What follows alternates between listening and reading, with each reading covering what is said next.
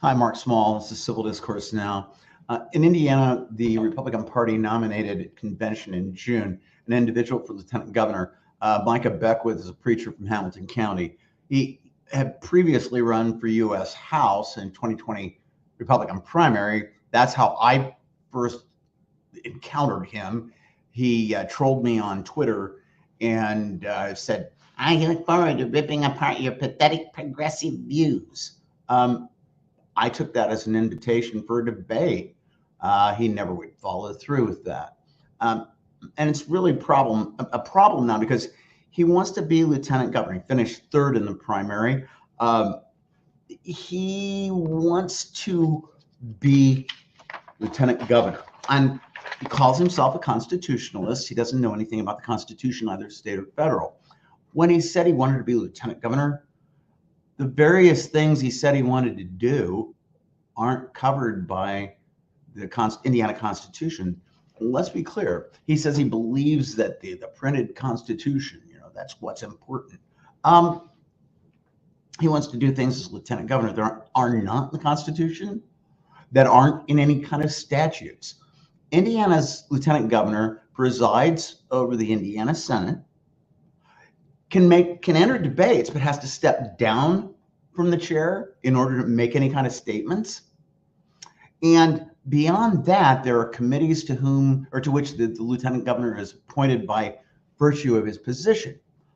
But what he said during the campaign was, "I'm going to act as a check on anybody that gets that office. Yeah, so-and-so, I can get along with them. Oh, so-and-so, yeah, sure, but they try anything progressive, I'm going to put a stop to it." That's not in the Constitution. Somebody the week before last on Mouthwash, John Schmitz's podcast, said, well, maybe nobody's done that before as lieutenant governor. They haven't done it before because, one, it's not in the Constitution or any statutes, and two, what dumbass as a governor would let the person that didn't win the primary, that came in from the convention. See, Beckwith buttonholed a lot of people to run for delegate so that they could vote for him as lieutenant governor nominee for the GOP. So that's kind of, it doesn't happen that way. And Beckwith said he was going to act as a check on the governor. You don't have a person in the executive branch as number two acting as a check on the person who's lead on the ticket. You can see how that didn't work in the United States Constitution in 1800. It wasn't clear who was president and vice president. They had to do the 12th Amendment to correct that.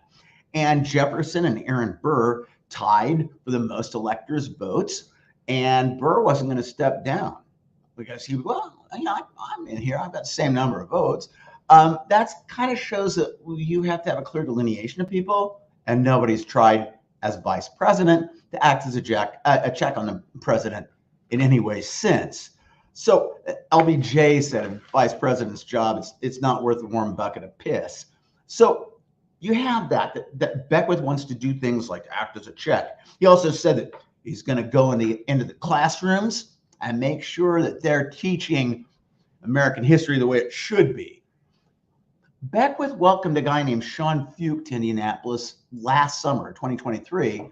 Fuchs is a Christian nationalist who says that the Constitution, this country, was founded by Christians and for the benefit of Christians. So that's kind of bad.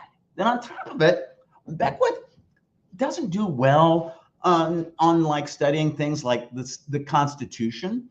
But he said that he had January 7th, 2021, God spoke to him and said, "Micah, that was my hand you saw in the Capitol yesterday. I sent those riots to Washington, D.C. And so then earlier this year, then Beckwith is talking to somebody in northern Indiana, and he was campaigning, and he said, well, I don't think it was an insurrection riot so much. I think God had that kind of out of proportion. It's like, what?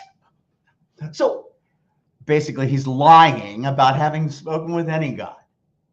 And that's really a problem because he'll try and run things. And he's against women's reproductive rights. And he's also wanting to shove his God and his Jesus down your throats or up your butt. Mark Small, I'll be back well with another podcast. Thank you.